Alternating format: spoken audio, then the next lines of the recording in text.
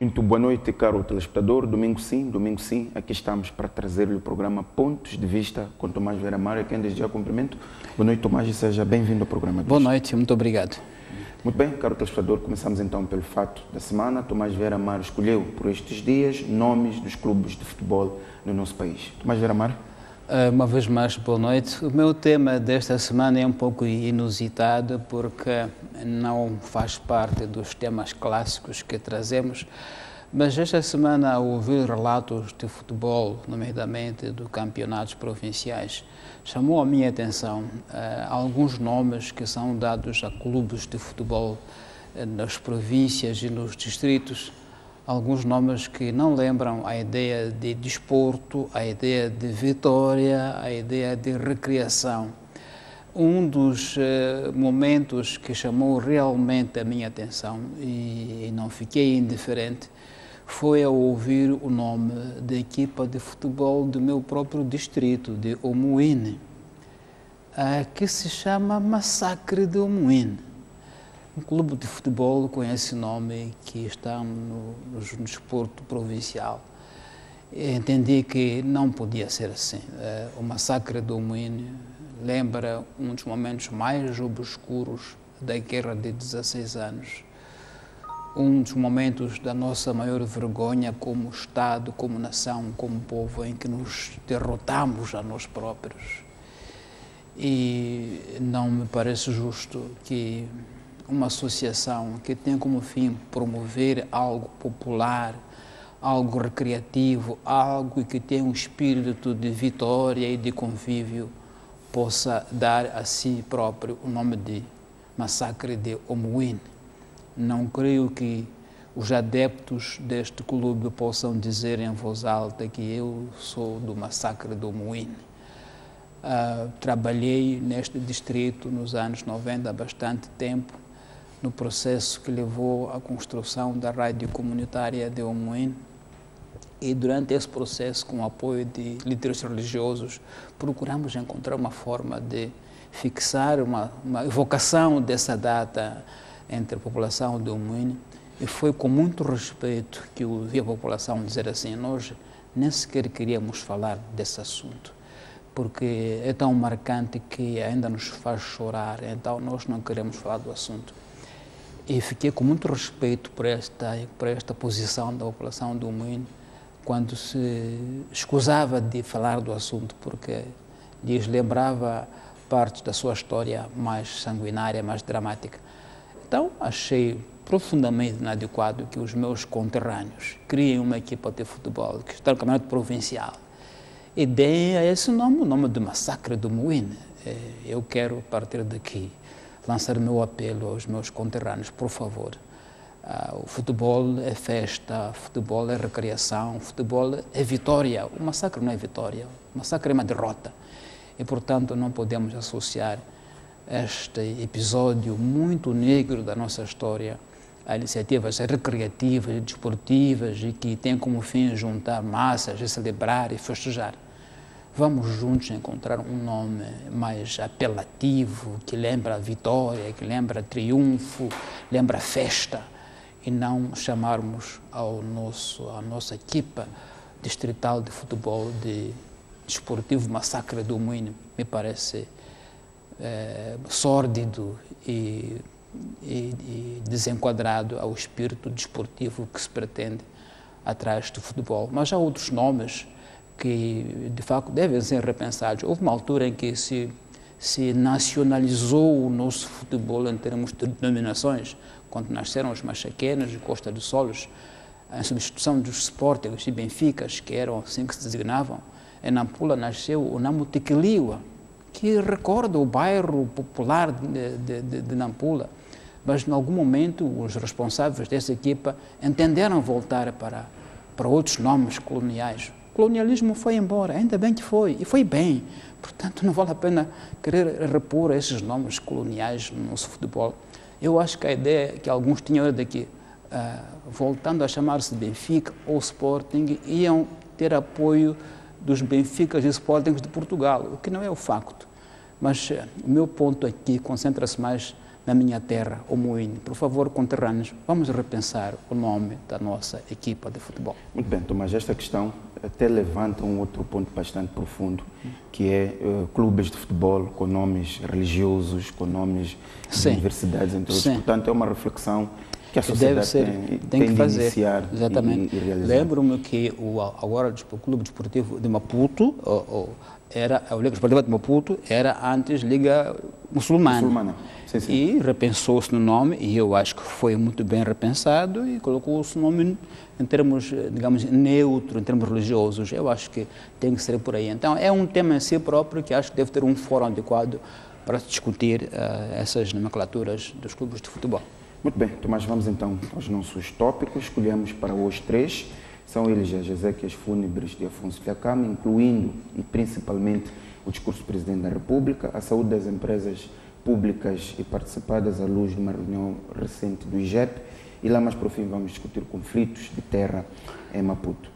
Tomás, nós acompanhamos nas últimas semanas, logo após o anúncio da morte do líder da RENAMO, o Presidente da República adiou uma viagem de trabalho ao Reino da Noruega e à República da Finlândia, reuniu um Conselho de Ministros ordinário e indicou uma equipe do Governo Central para organizar as exéquias fúnebres, determinou um funeral oficial, cobertura de caixão com a bandeira nacional, condução da urna pelas Forças Armadas de Defesa de Moçambique, salvas de canhão e um discurso de homenagem, mas também de aproximação entre a família moçambicana. A minha primeira pergunta é, qual é a análise que faz a forma como o governo conduziu este processo, desde que tomou conhecimento da morte de Afonso Dhlakama até o seu enterro em Mangundi? Eu penso que há um consenso na nossa sociedade, julgando pelos comentários todos que foram feitos ao longo da semana, na imprensa convencional e nas redes sociais. Penso que há um consenso na sociedade em como o nosso governo teve uma atitude que é, na prática, o que se chama reconciliação. O que aconteceu é a forma como materialmente se pode dizer qual é o exemplo de reconciliação.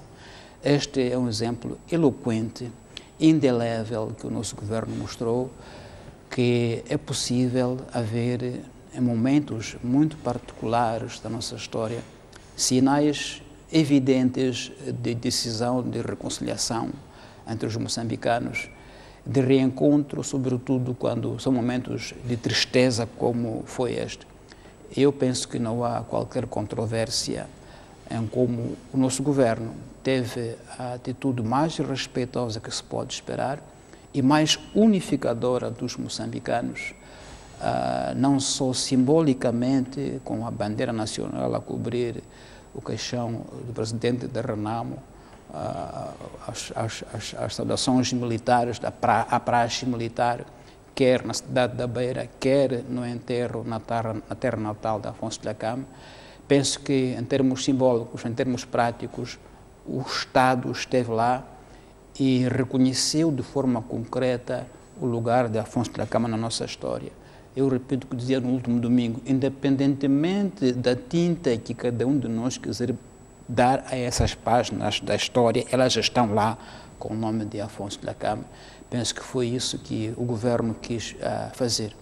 O chefe do Estado, ao interromper missões de visita de Estado aos países nórdicos, como se sabe, são países centrais no apoio a Moçambique, a Finlândia, Dinamarca, a Noruega, estes países nórdicos, nos tempos em que o nosso país estava literalmente sitiado, estava sem um centavo para comprar combustível, quem salvou Moçambique foram os países nórdicos, foi a Dinamarca, foi a Suécia, foi a Finlândia. Portanto, são países com uma tradição de solidariedade muito forte com Moçambique, e se o chefe do Estado ia visitá-los, havia uma agenda muito bem preparada e atempadamente estruturada. Teve que interromper. É um sinal inequívoco da importância que deu como chefe do Estado a este evento. Eu acho que, como moçambicanos, devemos sentir orgulhosos por este momento de reencontro factual, não só de palavras, mas reencontro factual que o nosso governo nos proporcionou. É um momento de aprendizagem e deve ser mencionado sempre que possível como exemplo de que, afinal, é possível os moçambicanos se encontrarem nos momentos mais críticos e esquecerem as diferenças políticas e dizerem somos moçambicanos no fim de todo o dia, somos moçambicanos e podemos conviver, podemos partilhar lágrimas. E é isso que aconteceu, houve partilha de lágrimas, de sentimentos na morte de um homem, de um moçambicano, de um concidadão. Eu penso que essa mensagem foi muito forte e deve manter-se viva na nossa memória por muito tempo, como referência, como exemplo de que já aconteceu um caso em que esquecemos as diferenças, juntos choramos pela morte de um moçambicano, de um compatriota, independentemente da cor que nós quisemos dar às suas ideias. E existem cores, obviamente, é por isso que era da oposição.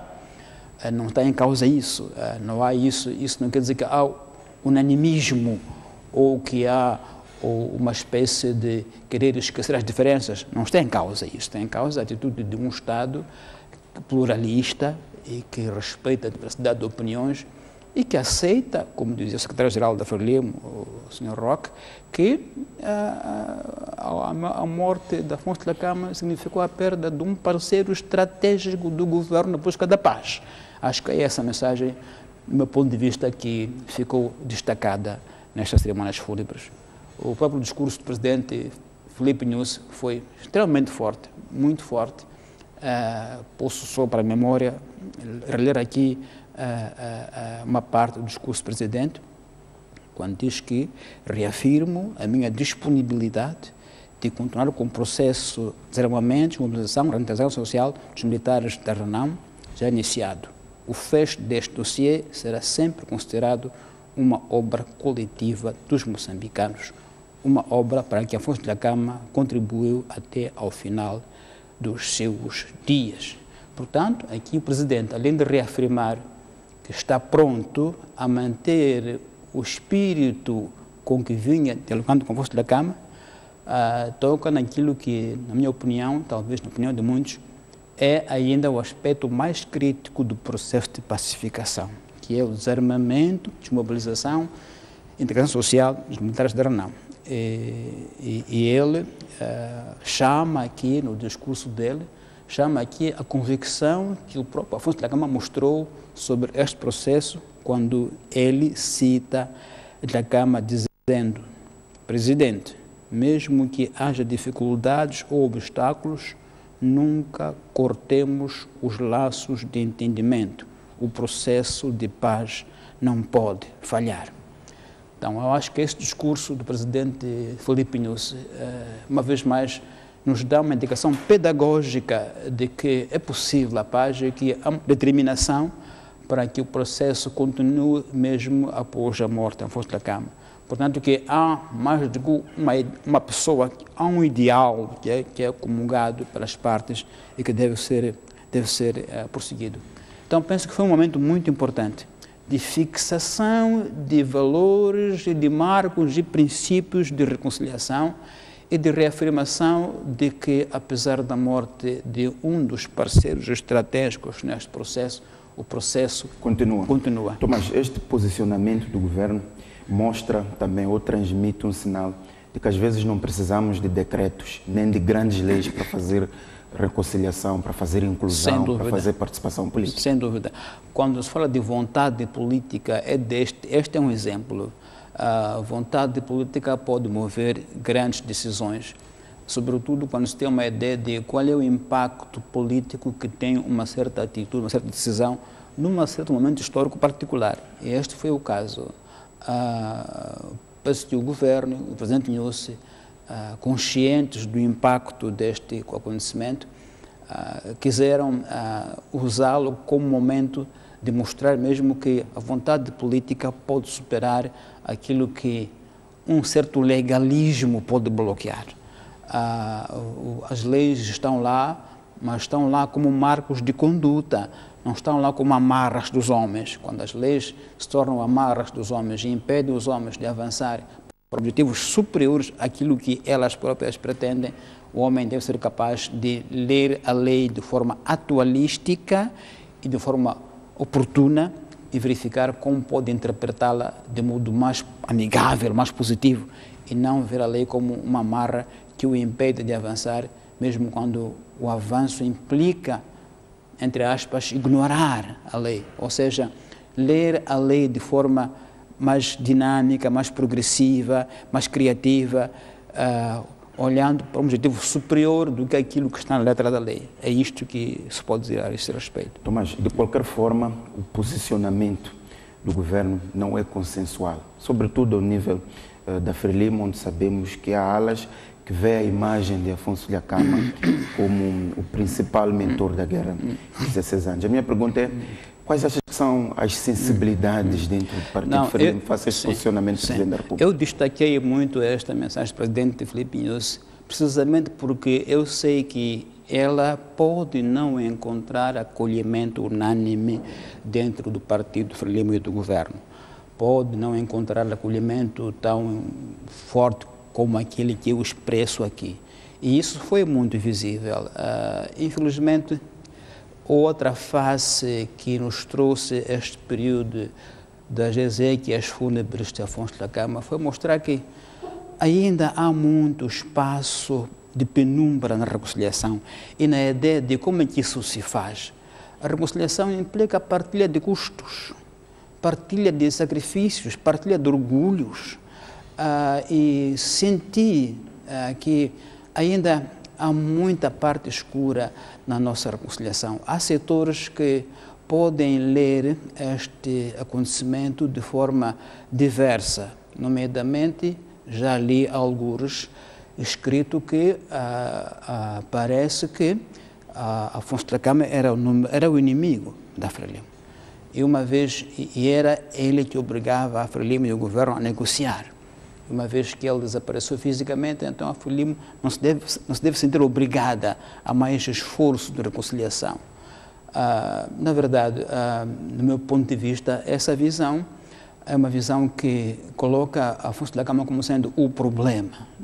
Está visto, e mais do que visto, que não é Dhlakama o problema. O problema são os moçambicanos, que devem saber conviver, devem saber incluir-se uns aos outros nas oportunidades e nas vantagens e nos benefícios. Esse é que é o problema.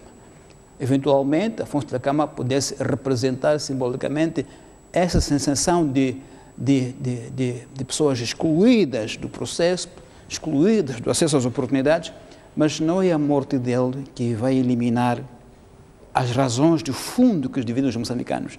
Eu penso que isso tem que ser visto como o fundamental. Como é que podemos continuar esta marcha de inclusão de todos, de que todo mundo se sinta coberto pelos mesmos rios, pela mesma chuva que cai neste país.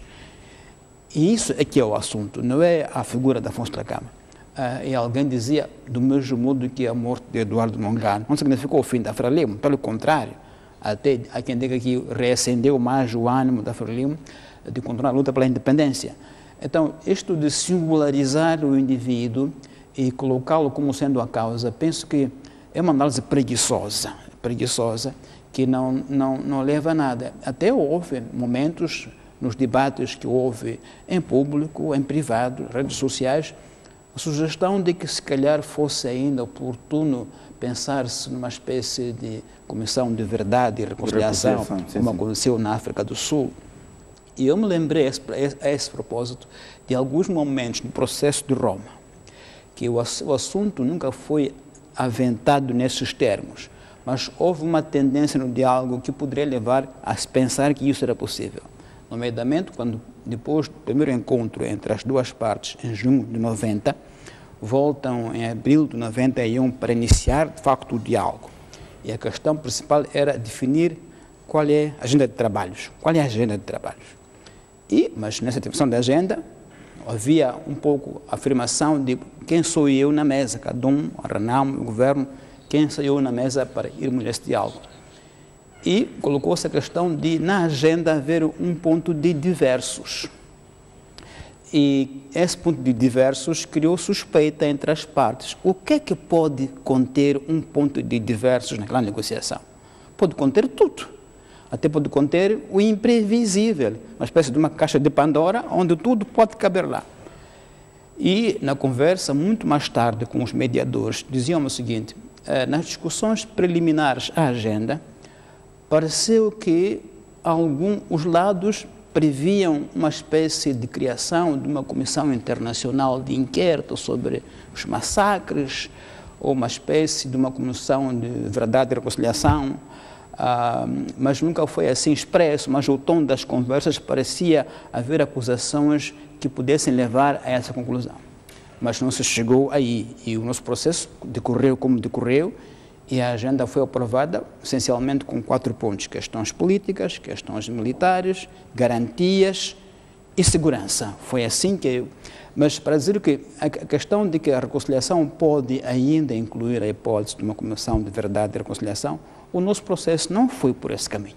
Provavelmente pode-se pensar agora, não em termos de uma comissão de verdade e reconciliação, mas em termos de uma agenda nacional de reconciliação, que é diferente. Uma agenda de inclusão de todos, em que todos possam participar e se possam rever nessa agenda e a legitimem e a implementem. Eu penso que isso é um debate possível de se conseguir. Mas, no fundo, queria dizer o seguinte: notou-se que ainda na nossa sociedade ainda estamos divididos. Ainda debaixo da cinza há fogo. E é preciso abordar esse fogo de forma inteligente, sem preconceitos, dando aso a que ela apareça, mas apareça num contexto enquadrado e não num contexto desorganizado e individualizado, porque muitas vezes os extremismos, quer de um lado, quer do outro, já se sabe, muito mais significam, são gritos de alguém que quer aparecer, quer ser visto e ser convidado. Pode não exprimir uma vontade genuína de diferença de opinião. Então, essas questões que são reais, penso eu, podem ser abordadas, mas num contexto estruturado de agenda nacional, de reconciliação nacional, e não num contexto de reabrir feridas, reabrir caixões, reabrir campos de massacres. Penso que, na minha opinião, isso é uma opinião bem pessoal, penso que isso não levaria a nenhum avanço, porque o que agora se quer é como dar emprego aos jovens, como dar comida aos moçambicanos. Essa que é a nossa agenda, me parece, e é fundamental. Não poderemos perder mais tempo a acordar pessoas mortas, a abrir covas de massacres e a abrir feridas que já estão a fechar, não é? A fechar. Então, senti também que nem tudo é alvo de unanimismo. Exato. Nem tudo é alvo de mesmo acolhimento na nossa sociedade. Ainda há, de facto, fissuras e diferenças, de certo modo, importantes. Muito bem. Tomás, quando se lê este discurso do Presidente, nota-se que já havia um entrosamento entre o Presidente Nyusi e o líder da RENAMO, o que facilitou muito o diálogo. Sim. Neste momento, a RENAMO vai ter que encontrar um novo interlocutor, vai ter que se reunir, vai ter que definir claramente o que pretende, do ponto de vista de visão, em relação aos grandes dossiês que se estão a discutir. A minha questão é: que implicações é que estes acontecimentos podem ter nas grandes decisões que são necessárias tomar relativamente ao pacote de descentralização, mas também o outro tema mais difícil, que é a reintegração dos homens armados da RENAMO. E, tendo em conta que já estamos com prazos muito apertados, muito provavelmente não teremos o pacote de descentralização fechado até o dia 10 de outubro. Sim. Eu penso que, em relação às matérias que têm implicação de revisão constitucional e que já vão muito atrasados, se a ideia é, de facto, descentralizar com segurança, já que o dissemos, descentralizar com segurança jurídica, com segurança política e com conhecimento mais ou menos seguro por parte dos moçambicanos sobre o que é que isso implica, e tendo em conta o calendário, eu penso que seria muita sabedoria se se decidisse por adiar a revisão constitucional. Seria de muita sabedoria. Porque, de outro modo, há de se fazer uma revisão sobre a data das eleições, já aqui eu disse uma vez, em que as partes não estão convictas do significado do que aprovaram. As partes não estão informadas, as bases não dominam o alcance verdadeiro do pacote aprovado. E isso pode ser foco de novas tensões, de interpretações contraditórias do que tenha sido aprovado na Assembleia da República. E a morte da Fonte da Cama, seja como for, sempre implicará uma releitura por parte daqueles que vão agora assumir a liderança do processo. Sem dúvida, ainda que uma releitura de reafirmação da ideia que tinha Afonso da Gama, não será a mesma interpretação que ele eventualmente tinha, até porque o hábito individual que tinham os dois de, quando houvesse algum obstáculo, pegar um telefone e discutirem, tem um grande impacto em termos de criar empatia e facilitar confiança. A questão de confiança é uma questão fundamental. A liderança que vai agora tomar a direção da RENAMO não tem esse historial que tinha Afonso da Gama como presidente NUS, ainda que, repito, reafirmem que estão de acordo com aquilo que vinha acontecendo, a atitude pessoal e o conhecimento dos antecedentes que levaram ao ponto em que estamos hoje não têm. Isso é muito importante, ter os antecedentes que informam a minha atitude, porque eu sei de onde partimos, sei que palavras trocamos, como dizia o presidente NUS, às vezes ao telefone havia questões muito críticas e se desnuviavam com algumas palavras de humor, mas é isso que muitas vezes leva os processos a avançar. Então, eu acho que estamos de facto numa grande encruzilhada em termos de calendário, em termos de questões muito complexas como essa. Parece questões apenas técnicas, mas por detrás delas há questões políticas, de confiança no processo, de confiança. Eu acho que o tempo vai escasseando para que haja oportunidade das pessoas confiarem no processo e irem ao processo sem suspeitas prévias de fraude, de manipulação, porque é disso, infelizmente, que o nosso processo tem padecido constantemente. Falta de confiança que faz anunciar fraudes antecipadas.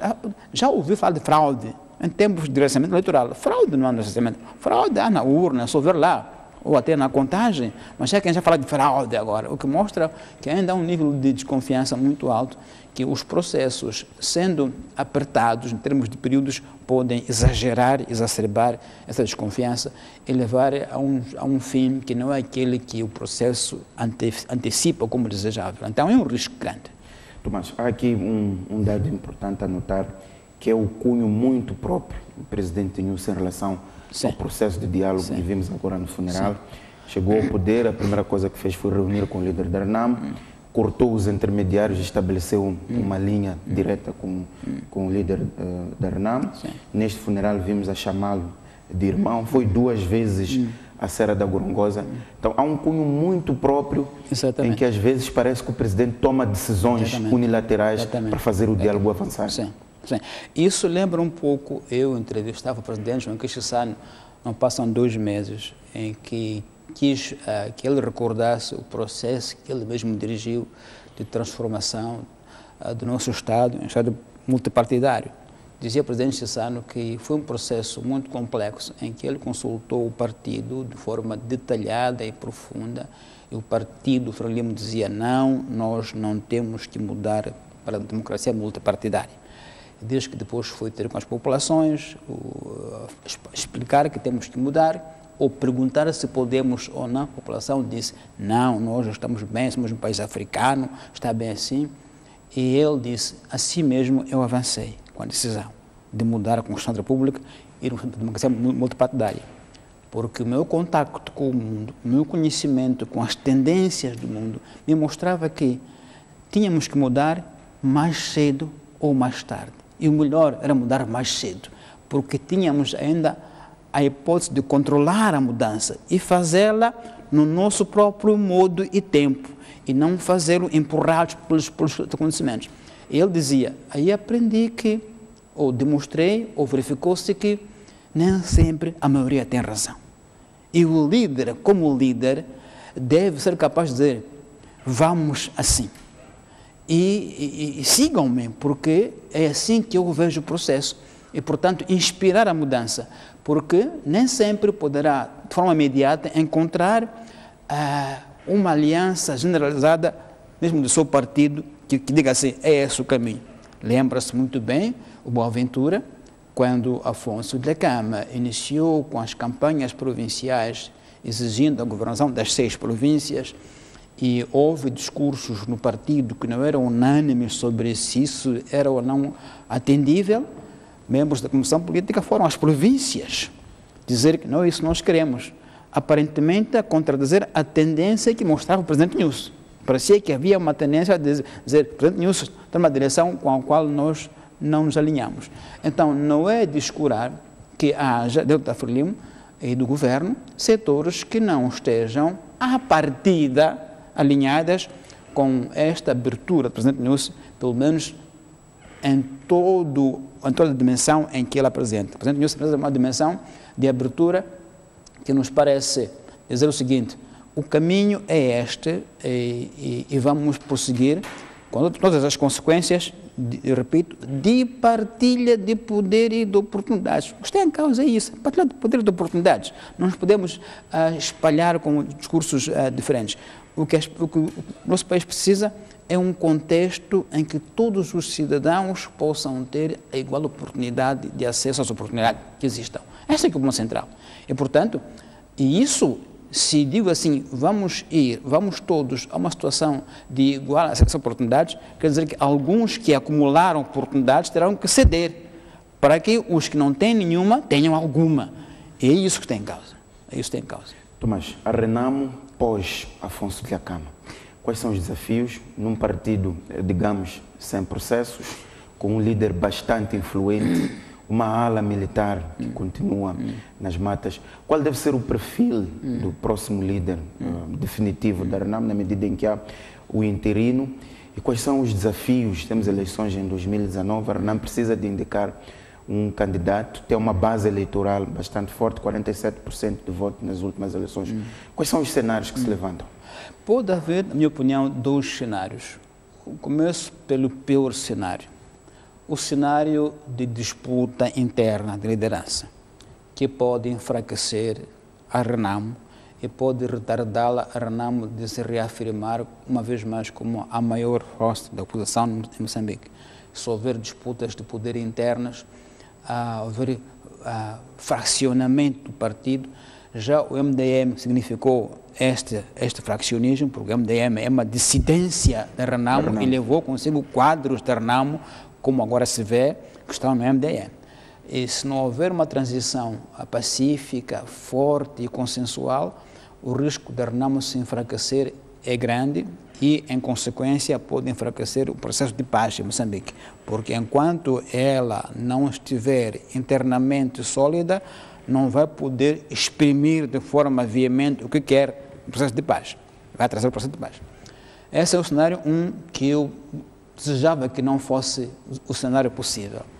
Agora, há um segundo cenário, que é de sucessão de um líder carismático, fundador e muito presente na Renamo, tinha marcado aquilo que era uma Renamo mais ou menos que se resumia no líder. Todas as grandes questões era ele que as decidia, era ele que aparecia na mídia, aparecia no diálogo, aparecia nos comícios, e isso provavelmente ofuscava a emergência de outras valências na Renamo. Ofuscava a oportunidade de aparecimento de valências, se calhar, muito mais democratizantes do que seria Afonso Dhlakama, certamente. E pode ser que a morte de um líder como ele, muito presente, muito forte, dê oportunidade à emergência da Renamo, talvez mais internamente democrática, por cada vez uma espécie de menos diferença de força entre os dirigentes, e isso obriga a que internamente haja mais negociação, haja mais democracia interna, e o partido tenha mais possibilidade de exprimir pontos de vista diversos internamente, porque, de uma forma ou de outra, quer queiramos, quer não, foi o que aconteceu na liderança da Frelimo com a morte do presidente Samora Machel. Quando apareceu o presidente Chissano, era uma outra figura, com uma outra postura, certamente com muito menos dificuldade de acomodar a diferença do que teria o presidente Samora Machel. A sua figura, a sua postura militar, a sua figura de forte presença de poder, o presidente Samora Machel, certamente que não teria tanta facilidade de dialogar com a Renamo como teve estes anos. É um facto. E, portanto, pode ser que esta morte da Fundação Telecom, do ponto de vista de revitalização da Renamo, de uma Renamo que possa parecer mais consensualizante, mais aberta a consensos e mesmo internamente mais democrática, pode ser a segunda hipótese. E seria essa hipótese que eu pessoalmente desejaria de ver. Muito bem, Tomás, vamos então passar para outro tema e vamos falar da saúde das empresas públicas e participadas pelo Estado, que pelos números não andam bem. Houve a reunião do Instituto de Gestão das Participações do Estado recentemente e o dado que foi colocado à imprensa é que 20 das 107 empresas estão tecnicamente falidas. 6 dessas empresas revelam passivos correntes de mais de 77,8 bilhões de meticais, onde 27,2 bilhões são dívidas de curto prazo à Banca Nacional e o total do passivo ascendente a mais de 156 bilhões de meticais. Portanto, são números que mostram que essas empresas não têm como dar o salto necessário. Foi aprovada a tal lei do setor empresarial do Estado, que era exatamente para tentar ajustar e colocar estas empresas no sinal verde. Mas a questão é, a lei cria o enquadramento, cria o ambiente para que estas empresas possam desenvolver a sua atividade, mas são necessárias medidas cirúrgicas e de curto prazo para pelo menos resolver os problemas que temos atualmente. Nós, no último domingo, a propósito das reformas na EDM, abordamos essa questão de uma forma genérica. Essas decisões me parecem ser decisões muito importantes e muito válidas, talvez pequem por tardias. Isto é como querer ressuscitar alguém já em agonia e que esteve doente durante muitos anos.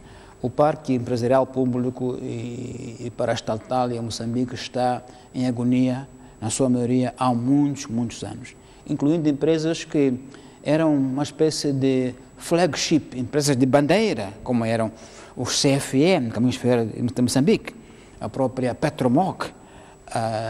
Nunca ninguém podia suspeitar que chegassem a estar em estado de agonia como chegaram a estar. E não se percebe como é que tolerou-se que chegassem a esse ponto em que chegaram. E a razão está agora pública, é que foram geridas de forma ruinosa e serviram de saco azul para projetos que não eram projetos empresariais, certamente, isso também se sabe, não é novidade para ninguém, e por isso mesmo, ao longo de anos e anos, não foram geridas como empresas que tinham que fazer lucro.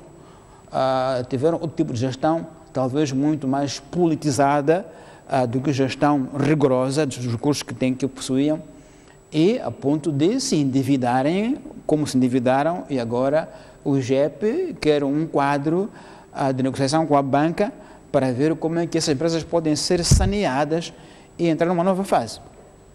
É claro que quando estão neste nível em que estão, o saneamento vai ser doloroso, porque certamente vai implicar redução do pessoal, não há dúvida, e reforma muito profunda em termos mesmo de perfil de competências que essas empresas vão ter que ter. O perfil dos gestores, que até agora, já o dissemos 1000 vezes aqui, eram gestores nomeados por critérios não objetivos, não monitoráveis, eram critérios de confiança, e sempre dizemos, a confiança deve ter um conteúdo técnico que possa ser objetivo, e não um conteúdo pessoal de que eu conheço, ele é assim, ele é assado. E agora o que se pretende é que haja um novo modelo de gestão, que os gestores sejam pessoas que possam responder através de um contrato de gestão, pelo qual prestam contas periódicas e contas transparentes. É preciso que as empresas, a tendência é essa, agora, saneadas, e tenham novos parceiros acionistas, e este elemento de novos acionistas, quanto mais robusto for o acionista que estiver numa empresa, ele vai querer uma gestão também robusta para garantir que as suas ações sejam bem geridas e tragam lucros. E, portanto, a inclusão de acionistas, até estrangeiros, com robustez financeira suficiente, ainda se coloca questão de soberania.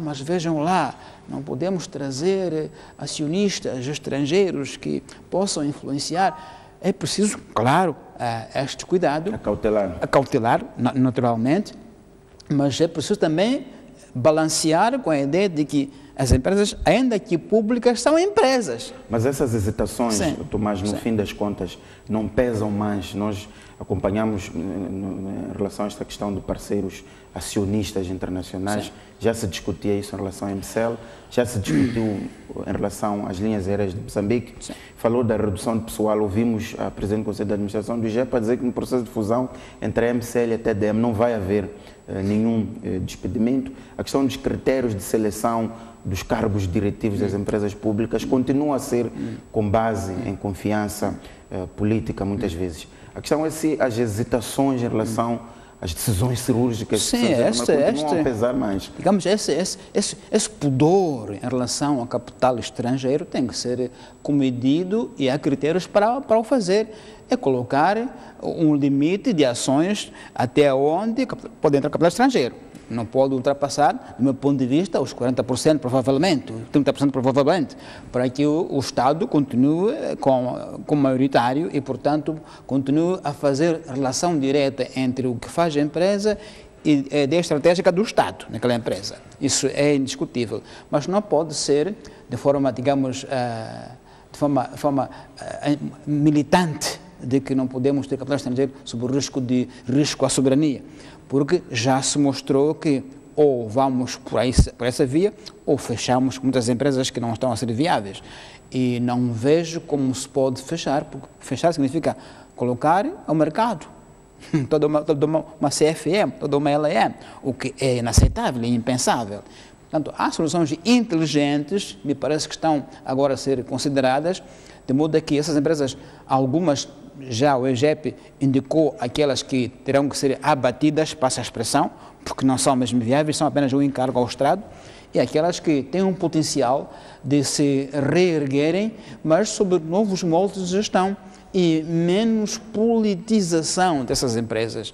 A forma de indicação, eu já que o disse, há uma multiplicidade de fundos, institutos públicos, que ainda não estão muito mencionados, mas também existem fundos públicos, institutos públicos, além das empresas públicas, que devem ser meticulosamente avaliadas e verificar a sua importância ou não. Alguns fundos até se repetem e competem entre si no campo. Há fundos que competem entre si porque as emissões não estão claros, os limites entre as funções de um fundo e o outro não estão claros. Então, ainda há muito trabalho para ser feito nessa área empresarial e de fundos, institutos públicos, de modo a que a ideia de sustentabilidade e viabilidade prevaleça. E, repito, já o disse, não há outro critério que se conheça a não ser a indicação de gestores com critérios objetivos, que é concurso público, ao qual o gestor assina o contrato na base de um contrato de gestão, em que se obriga a metas que estão vinculadas a prazos. E esses prazos são monitorados. O gestor teve um contrato vinculado, em que se assinou com metas, chega um dia de prestar contas, não alcançou as metas, é exonerado. Ponto final. Só assim se pode criar um mercado empresarial estatal sustentável e competitivo em que possam a ele concorrer os melhores. Porque senão ficamos sempre fechados com um critério de confiança que nunca ninguém explica em público, confiou o que é exatamente. Esse aqui é o ponto. Muito bem, Tomás, vamos então passar para o último tema, que é o conflito de terras em Maputo, nomeadamente o caso em que a população e um quartel no município de Matola disputam espaço. Qual é o seu comentário em relação aos novos desenvolvimentos? Vimos uma marcha à presidência da República e depois houve a recomendação de que o dossiê tem que ser tratado ao nível da província de Maputo. Vimos mais ou menos um consenso já entre o município e a população, vão ser colocados... Refere-se ao bairro Siduava. Vão ser colocados num novo espaço. Qual é o seu comentário aos novos desenvolvimentos? Eu, antes de mais, queria solenemente saudar a população de Siduava. Exprimiu aquilo que chama-se de cidadania ativa. É muito raro ainda entre nós. Cidadãos plenos da consciência dos seus direitos, saberem ir pedi-los à luz do dia e na rua. A população de Siduava deu-nos uma lição de cidadania. É assim que se diz cidadania. Quando alguém sai e diz: eu quero meus direitos e vou pedi-los a quem tem o poder de permitir que eu os exerça. Foi o que aconteceu com esta marcha de camponeses. Eu tiro o meu chapéu a este exemplo de educação cívica muito veemente que nos trouxeram estes camponeses. Não fazem discursos acadêmicos sofisticados, não têm teorias de relações de poder cidadão-Estado, mas estão conscientes de que têm direitos e podem os reivindicar pacificamente, mas de forma muito visível e muito vincada. Eu saúdo a posição de Cidadão porque deu-nos mesmo uma lição de cidadania. E as entrevistas que deram às televisões provaram que já escalaram várias portas, já bateram várias portas, escreveram cartas a muitas instituições. Há uma frase que disse um dos camponeses que me ficou a ecoar na cabeça.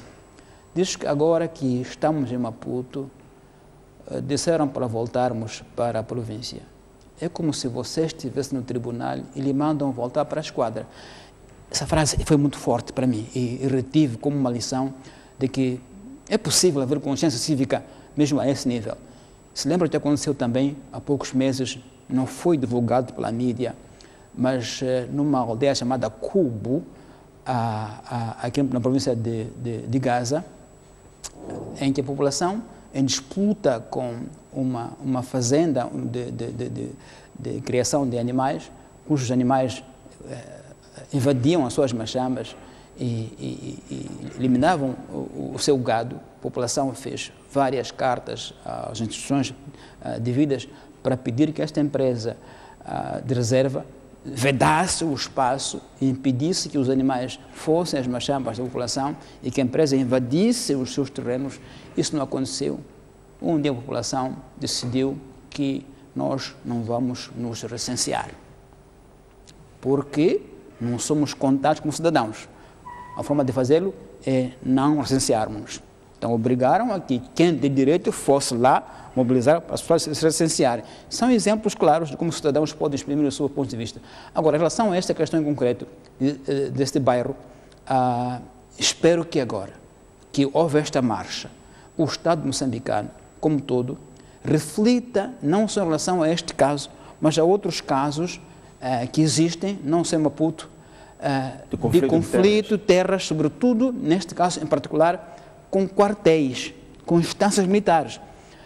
A guerra aconteceu como aconteceu, obrigou o Estado a montar estruturas de defesa onde as montou porque eram necessárias, mas se calhar é preciso repensar agora de forma estruturada o que fazer dessas infraestruturas militares. O conceito de área de servidão militar. Exatamente. Está a lembrar, Tomás, há mais ou menos 2, 3 anos houve um problema idêntico em Nacala. Exatamente. Quando já havia investimentos na área hoteleira, é verdade. Sim. Exatamente. E estes investidores foram obrigados a abandonar. Não, lembremos do paiol, o paiol de Macazine, aqui na cidade de Maputo. O paiol, quando explodiu, ainda é fresco na nossa memória. Quais foram as consequências disso? O que chama a atenção para que se reveja todo o sistema que nós temos de servidores militares que estão próximos dos cidadãos, para se rever o quadro e decidir o que o Estado quer fazer para que estes conflitos não existam mais, sobretudo quando, como é o caso deste bairro, acusações de que os militares usurpam o terreno dos camponeses e os aterrorizam sistematicamente. Agora a decisão foi que há de haver demarcação dos espaços de ambos os lados. Só espero que essa decisão seja efetiva e que os que a tomem-na seguros de que será respeitada, porque, seja como for, a decisão, penso eu, tem que ser muito mais bem pensada e mais abrangente, a contar com, a lembrar o desastre que houve com o paiol de Macazine, que é uma memória de que um dia ou outro essas questões podem nos trazer tragédias que ninguém pode imaginar. Mas a outra reflexão também, Tomás, que é importante fazer é que em relação aos grandes problemas que o conflito que o país tem, a questão da servidão militar, a questão de duplas atribuições, e é uma espécie também já de problemas recorrentes sempre que falamos de reassentamentos. Portanto, isto não devia convocar para uma reflexão bastante mais abrangente e profunda sobre como é que lidamos com estas questões de terra. Acho que, Boaventura, uma das soluções que deve ser, e a lei já prevê, é de facto ordenamento territorial. é preciso que o território moçambicano seja ordenado, seja mapeado e se decida o que é que se faz em que território de uma vez por todas. Não haja ocupação improvisada de terra. A terra é ocupada de forma improvisada, sem plano territorial. Este é um grande desafio. Ainda agora, estamos no processo de Palma, a população que está a ser reassentada, a população que foi retirada de um certo bairro, onde será colocada a aldeia de assentamento, essa população dali saiu à espera que receba terra para cultivar em outras regiões. Isso começou em novembro, a população foi dali retirada, está-se a construir inicialmente a base infraestrutural do futuro bairro de assentamento, mas as pessoas que dali foram retiradas não estão à espera de mais chambres até agora. Não tem mais chambres para cultivar. Portanto, estamos falando de dezembro para maio. Se o processo não for rápido, o que é que há de haver lá? Crise alimentar, há de haver fome lá. Ou seja, antes as pessoas serem tratadas das suas zonas, devia antes indicar-se e delimitar-se as terras que iam ser dadas a elas para cultivarem logo após a sua retirada ou após a entrada em vigor da moratória que foi imposta, em como não se pode fazer mais nada na zona do Duarte. Mas não se faz mais nada, então como é que as pessoas vão comer daqui a 6 meses se não têm já as machambas previamente indicadas e atribuídas para o intervalo que vai até o fim do assentamento? Então, há questões sérias de territórios que devem ser ordenados, não haver ocupação improvisada, porque é isso que há de evitar sobreposição e conflitos como estamos a ver agora. Então, é um trabalho, digamos, nacional muito importante que o MITADER terá que levar à frente, hoje ou amanhã, mas de forma inevitável para que se saiba o que é que se faz em cada parte de Moçambique e quando, de uma vez por todas. Muito obrigado, Tomás Vera Mário. O nosso programa está feito. Caro telespectador que nos acompanhou até daqui a 7 dias.